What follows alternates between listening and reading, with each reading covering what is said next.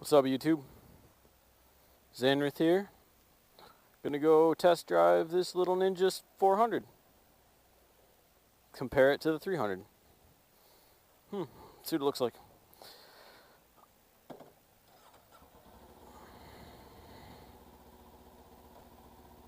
Gear indicator, that's good. It's almost out of fuel, that's not good.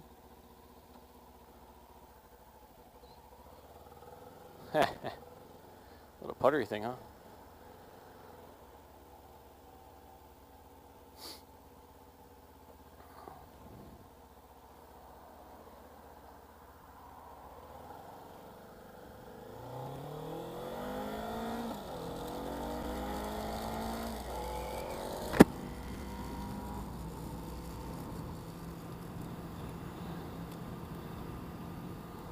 Sorry, Steve, but that's got to come off. All right, YouTube. So I'm taking this out on a little demo ride courtesy of Hebeler Power Sports, or Sales and Service. I can't remember. They wanted to change their name. I don't know if they did. Let's go with Hebeler Sales and Service. That's too low.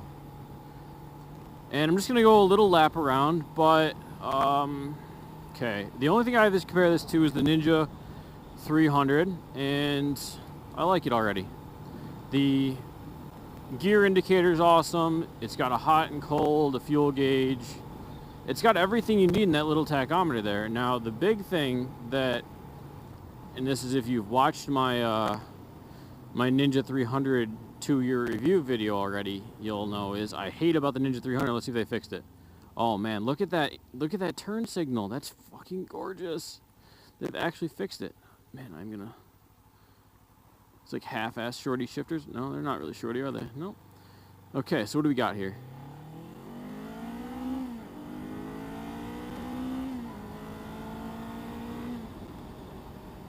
It moves. It moves a lot nicer, I think, than the 300. And it sounds like it's a little thumpier. Like it's sounds more like a KTM 390. Like it just has that little bit of grunt to it. Oh, it's nimble like the 300. I like the seat on this a lot better than the 300. I'm really locked into this seat. This is very comfortable. It's a very upright bike.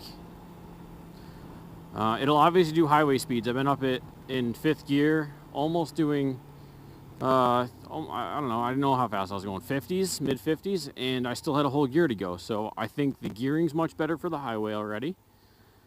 And I really wish I could do a long demo ride to this, but I can't. Sadly. Because they won't let me yet.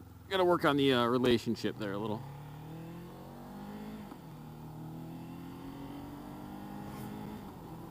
I think I know that guy. But no, this thing moves. It's nice. It's actually so those of you considering buying either the Ninja 300 or the 400, I spent 2 years on the Ninja 300. And I hate to say it, Ninja 300, but there's a reason they replaced you. It's smoother. It's got a little more power. Like, it's not noticeably a lot more power. But when I'm getting up to speed, like highway speeds, like I'm doing 55 now and I'm dropping it, the RPMs are definitely a lot lower than they were on the Ninja 300, which makes sense. It's a, bigger bike, not by much.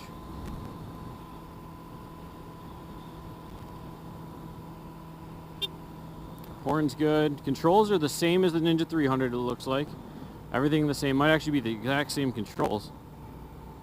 But that gauge cluster is what's got me right now. It looks just like the H2 gauge cluster.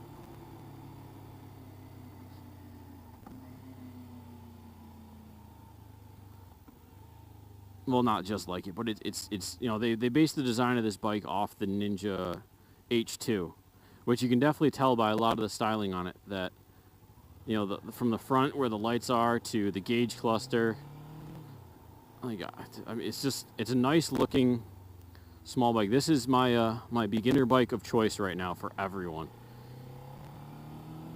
Out of everything I've ridden, from Ninja 300 to the R3 and the CBR 300, this is it. Oh, I haven't had the Duke 390, have I? Gotta ride that one next. But we're back at Hebeler.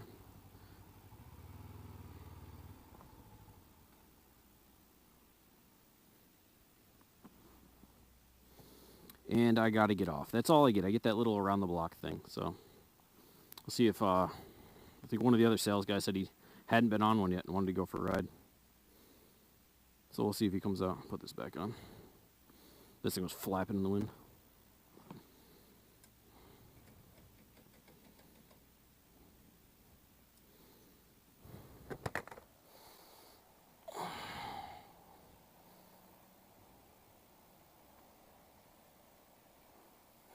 Got some ABS.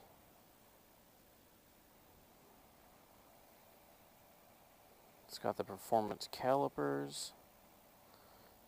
These little guys, this is what looks like the H2 right there. Right there.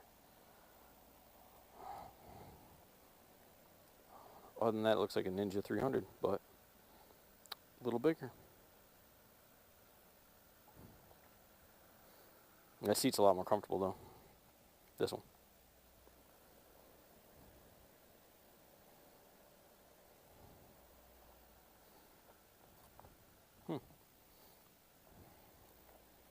Yeah, definitely would be my my top beginner bike that I've ridden ever.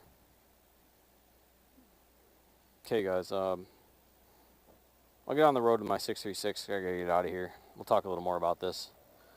I'll throw some specs on the screen at some point of what this thing has in it.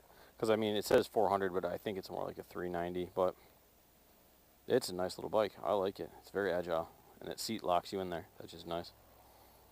So let's talk about that Ninja 400 just a little bit. So 2018, oh duh, that's the year we're in.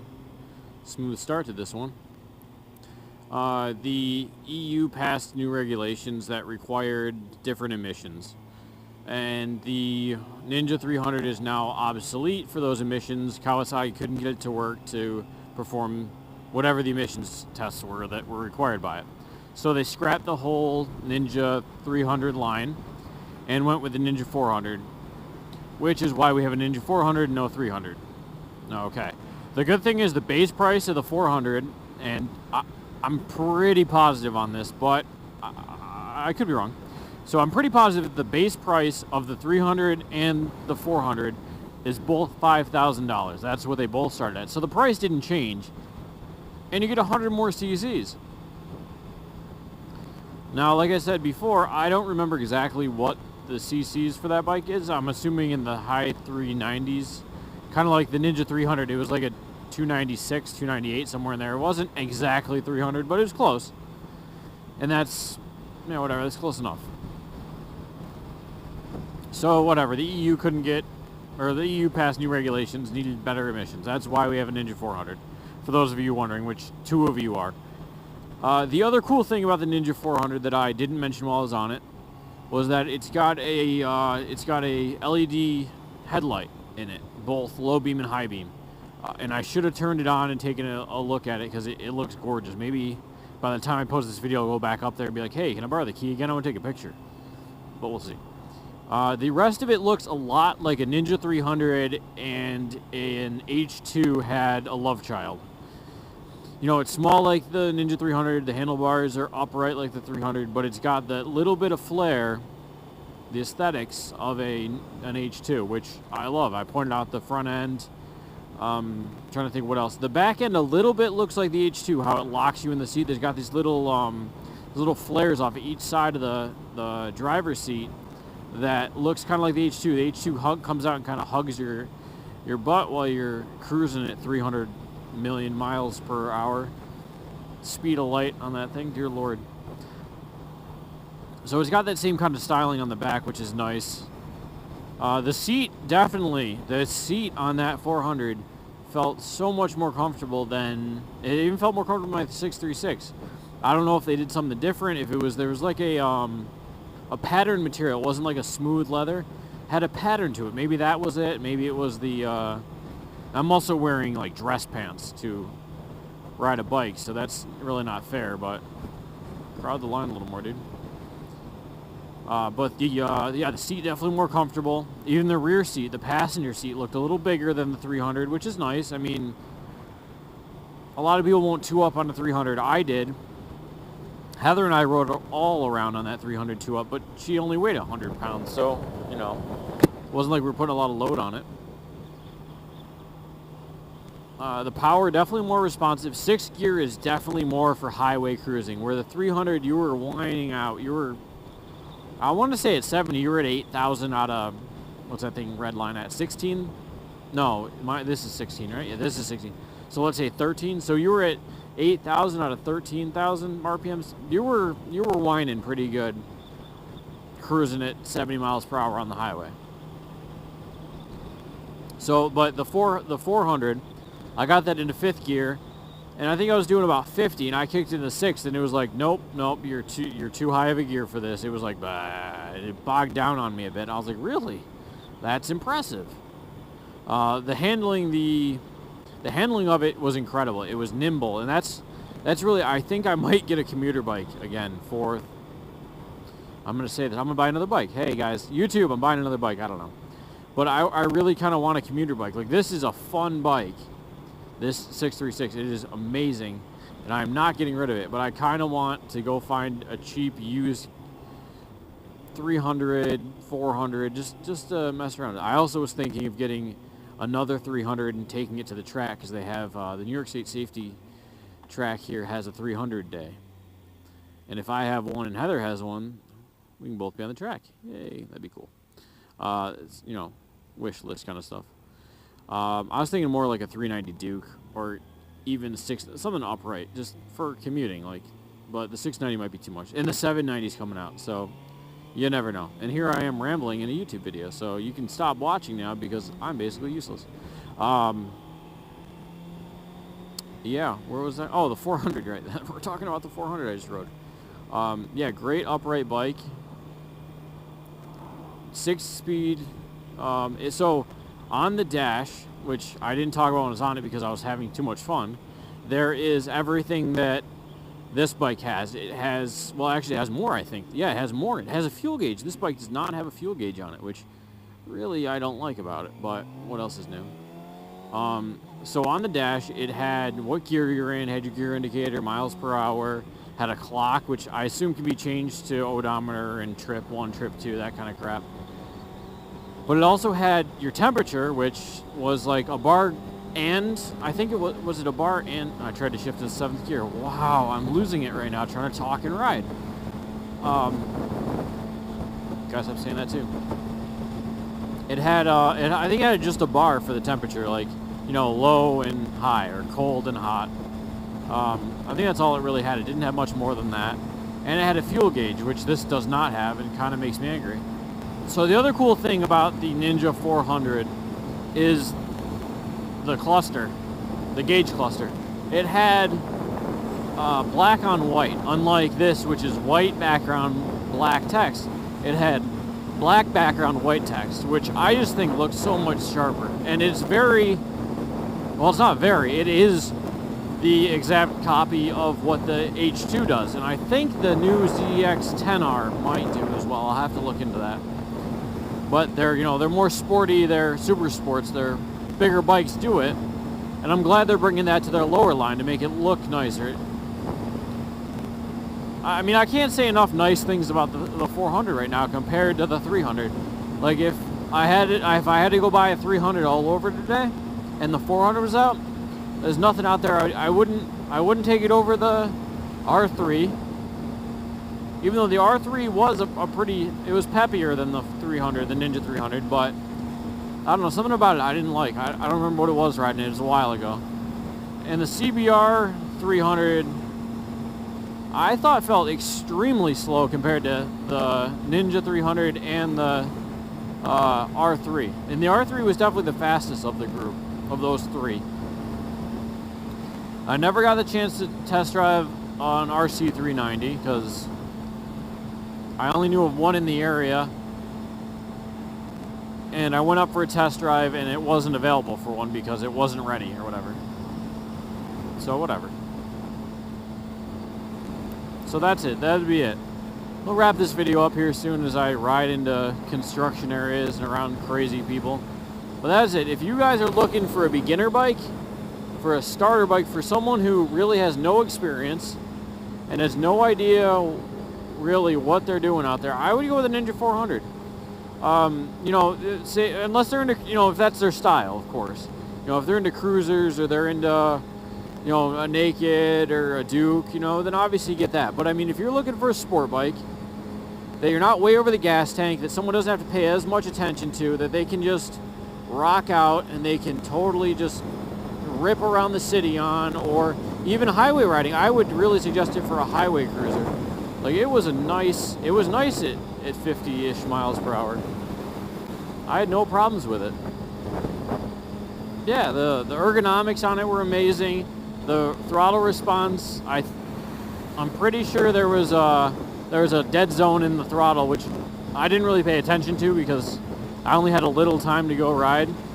But that, obviously, you can be tweaked out just by adjusting it. And that's one of the things I hate about bikes, is when there's a dead zone. Oh, I don't know why. It's just like a personal preference, and it irks me when I get on someone else's bike and there's like, I turn the throttle and it's like, nope, there, now it finally engaged a little bit.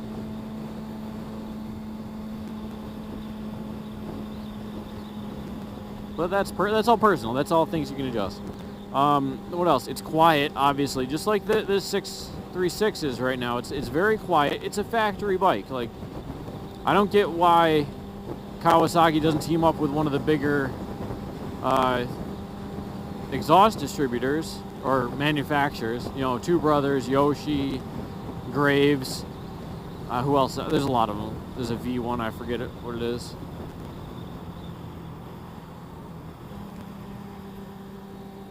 And, you know, just sell those right with their bikes instead of having someone buy them aftermarket.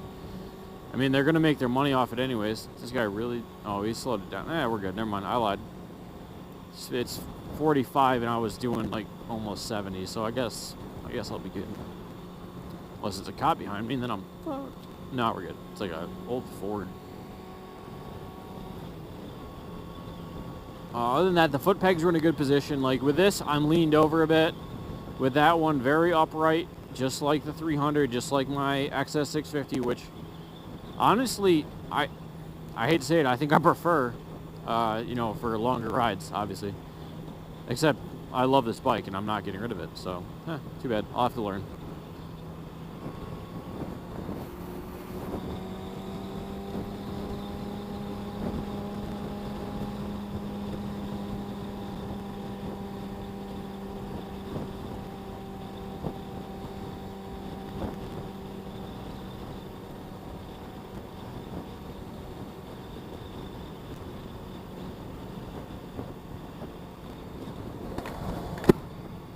So much glare.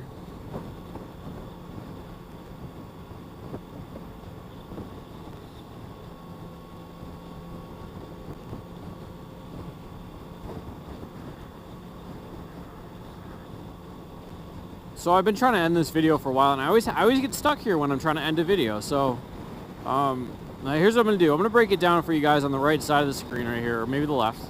I don't know yet because I'm not editing it yet.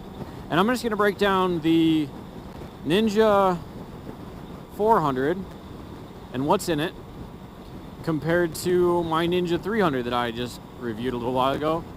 And I'll put a little check marks, little X's, you know, like good, bad, like, or, you know, a little like slash for neutral. How about I do that? Yeah, you guys can enjoy me riding around, and I can do that. You can stare at some information, some facts. And we'll just end the video like that. My opinion, Zanrith approved Ninja 400 for a starter bike. If I had to buy Heather a new bike today, it would be a Ninja 400 with the ABS. Oh, also, you guys gotta, okay, so last thing is the colors for this bike are ridiculous. There are, I want to say 4, and I might be wrong that one of them I'm getting confused with the latest 300. But there is a black, the KTR, Kawasaki Racing Team color, which is the, you know, greens and everything you usually see on the Kawasaki, which has the, you know, it says 400 in the graphics.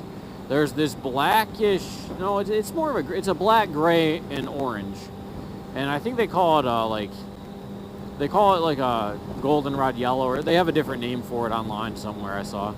But it looks sharp, but that's only available in the ABS.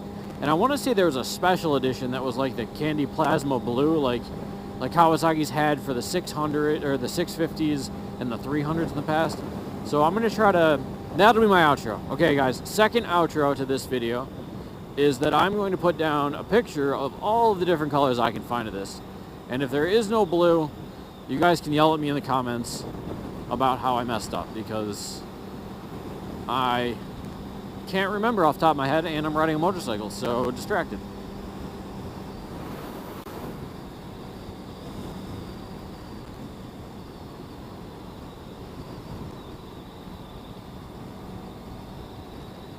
Okay, outro complete, guys. Until the next one, this is Zanrith signing off. And we'll be back with another one in, I'm trying to do these every 2 weeks. So maybe 2 weeks, maybe 3, maybe 1. I don't know. We'll see what the weather's like when I actually get around to editing this. But anyways, guys, ride safe. Keep your eyes open. Look out for idiots that don't use turn signals like the white vehicle up here. And just enjoy. Enjoy life. Later.